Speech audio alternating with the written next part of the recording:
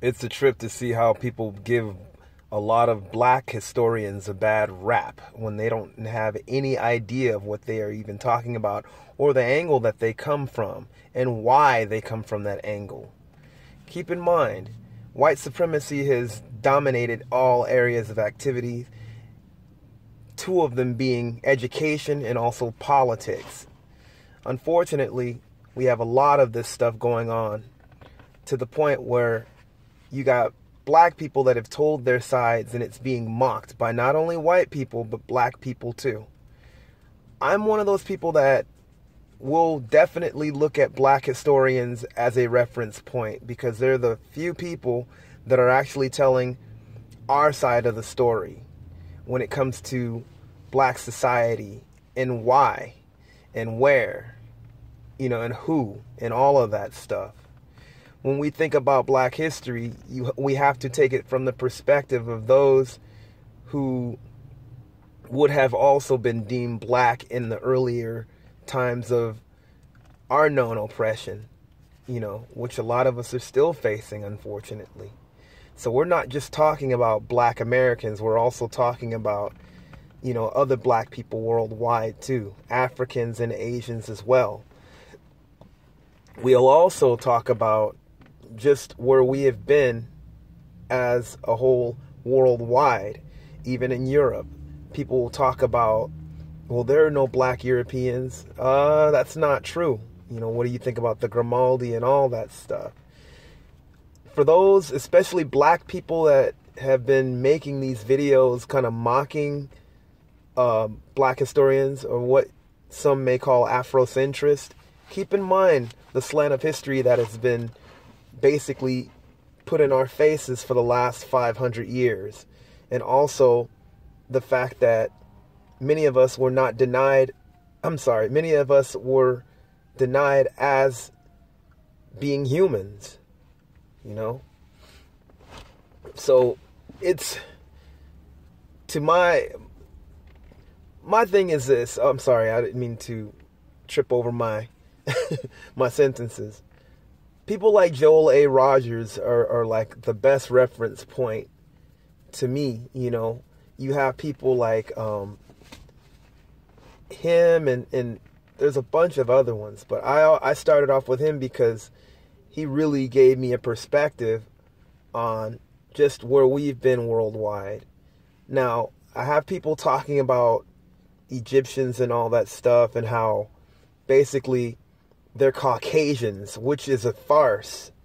Egyptians are a mixed group of people. The earliest ones were actually dark African people, melanoid types. There's art that shows you this. Dynasties that show you that as well. And people will talk about, well, the DNA of original Egyptians were all white and all this stuff. Well, there's a bunch of black Americans that have that in their DNA. Just ask Skip Gates. A majority of his DNA actually was pretty much Caucasian, and Anglo-Caucasian at that. He was kind of really surprised about that. He's not the only one. I have friends that could pass for white that had two black parents, and you wouldn't think that, that they were even black. So you got to really look at it from that angle as well. I hear the we was Kangs argument and all this bull crap. Funny thing is, it's like a lot of it was true. We were, some of us. What's the whole use of even bringing that up or just mocking, a person looking at that heraldry as like the Moors had as well. People will talk about the Moors only being, white or Caucasian. Art suggests different. There's a lot of art pieces, a lot of heraldry, and a lot of history and things of writing that has and attributes the Moors to being black. I'm not denying that there were Moors that were definitely lighter skin tone, but they were not like these white, like total white people. If anything, they were just like a light-skinned black person, if you really look at it. We can talk about DNA and all that, but I'm telling you this, if what you consider, you know, a more or whatever was to be in America at a certain time during like the civil rights movement, they would not be able to use the bathroom. They would be regarded as black, pretty much.